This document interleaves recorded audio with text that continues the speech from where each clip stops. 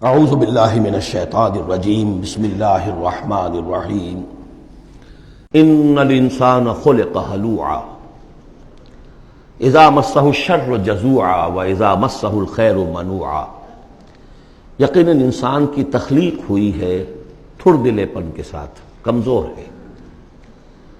خلق الانسان ضعیفا، خلق الانسان من عجل، انہ کان ظلوما جہولا۔ یہ سب چیزیں خلقت انسانی، ہمارے وجود کا جو حصہ اس عالم خلق سے متعلق ہے اس میں یہ ساری کمیاں ہیں، لیکن ہمارے وجود کا جو اصل حصہ ہے جو عالم امر سے متعلق ہے، یسألونک عن الروح قل الروح من امر ربی، یہ چیزیں اس سے وابستہ نہیں ہیں۔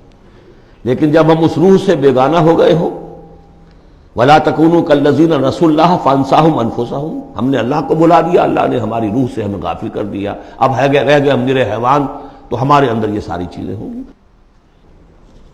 جب اسے کوئی تکلیف آتی ہے جزا فضا کرتا ہے، نالا و شیون چیخ پکار، وَإِذَا مَسَّهُ الْخَيْرُ مَنُوعًا، اور اگر خیر ملے تو سب کو سمیٹ کر اپنے پاس ہی رکھنے کی کوشش کرتا ہے۔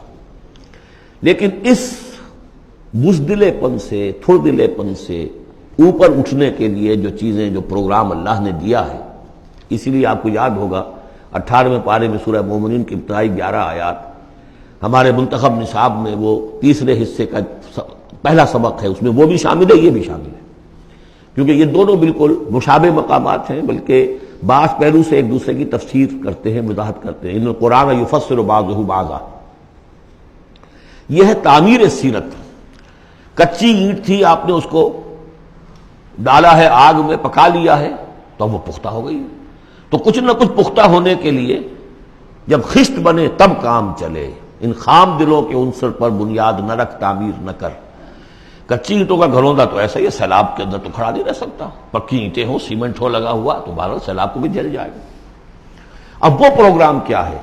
الا المصلین، نقطہ آغاز ہے نماز، کہ جو تعمیر سیرت کا پہلا پتھر ہے، corner stone of the building of your own character. لیکن صلاۃ کون سی؟ الذین هم علی صلاتہم دائمون، جو اپنی نمازوں پر مقاومت کرتے ہیں، مداومت کرتے ہیں، گنڈے دار نہیں، مستقل۔ وہاں تھا خاشعون، جو نماز کا باطن تھا، قد افلح المؤمنون الذین هم فی صلاتہم خاشعون، والذین فی اموالہم حق معلوم للسائل والمحروم، اور وہ کہ جن کے اموال میں معین حق ہے مانگنے والے کا اور محروم کا۔ وہ یہ نہیں سمجھتے کہ جو کچھ ہمارے پاس آ گیا بس ہمارا ہی ہے، بلکہ اس میں حق ہے۔ جو بھی کسی وجہ سے محروم طبقہ ہے آپ کی سوسائٹی کا، جو کسی اپنی مجبوری میں آپ کے سامنے دست سوال دراز کر رہا ہے، ان کا حق اللہ نے آپ کے مال میں رکھا ہوا ہے، وہ حق ادا کرو، حق بحقدار رسید، اس پر قبضہ مخالفانہ نہ رکھو۔ اور یہ اس کا تعلق کس سے ہے؟ وہاں تھا والذین هم للزکاۃ فاعلون، تو زکوٰۃ کے لیے وہ مسلسل کوشاں رہتے ہیں، جد و جہد کرتے رہتے ہیں تزکیہ نفس کی۔ اس کا تزکیہ نفس کی شکل کیا ہے؟ جیسے سورہ حدید میں ہم پڑھ چکے، ان المصدقین والمصدقات واقرضوا اللہ قرضا حسنا، تزکیہ نفس جو ہے مال نکالو تب ہوگا، تم نے وہ سارا گن تو اپنے اندر سنبھال کے رکھا ہوا ہے۔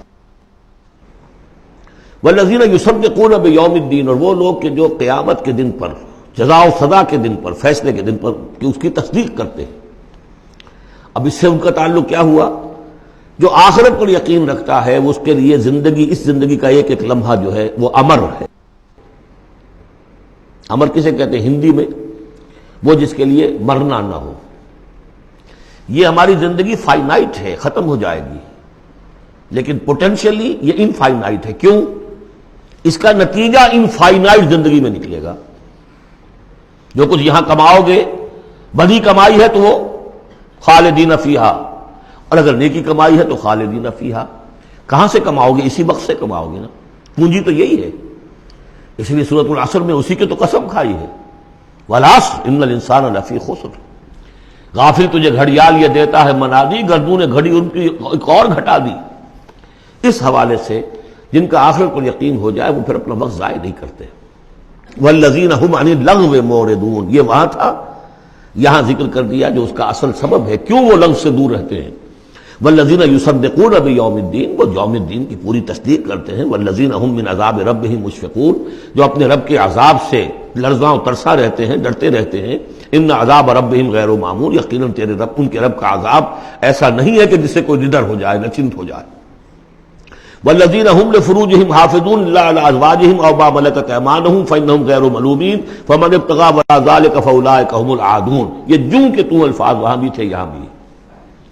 والذین هم لاماناتهم وعهدهم راعون، یہ بھی وہیں بھی تھے یہاں بھی ہے۔ سیکس ڈسپلن، خواہش نفس پر، شہوات کے اوپر قابو، زنا سے اور غلط حرکتوں سے بچنا، پھر جو بھی امانات ہیں اور جو عہد ہیں ان کا پورا پورا پاس کرنا۔ یہاں ایک اضافی شے آئی ہے، والذین هم بشہاداتهم قائمون، جو اپنی گواہیوں پر قائم رہتے ہیں۔ اصل میں یہ بھی ایک امانت ہے گواہی۔ ایک گواہی وہ ہے جس کے بارے میں فرمایا گیا ومن اظلم ممن کتم شہادۃ عنده من اللہ وما اللہ بغافل عما تعملون۔ اللہ کی طرف سے ایک گواہی تھی یہود کے علماء کے پاس، انہوں نے چھپا لیا اس کو۔ تو گواہی پر قائم رہنا، گواہی کو واضح کرنا۔ والذین هم علی صلاتهم یحافظون، اور وہ لوگ کہ جو اپنی نماز کی محافظت کرتے ہیں۔ اولئک فی جنات مکرمون، یہ ہوں گے جو جنتوں میں ہوں گے اور وہاں ان کا اعزاز و اکرام ہوگا۔ صدق اللہ العظیم۔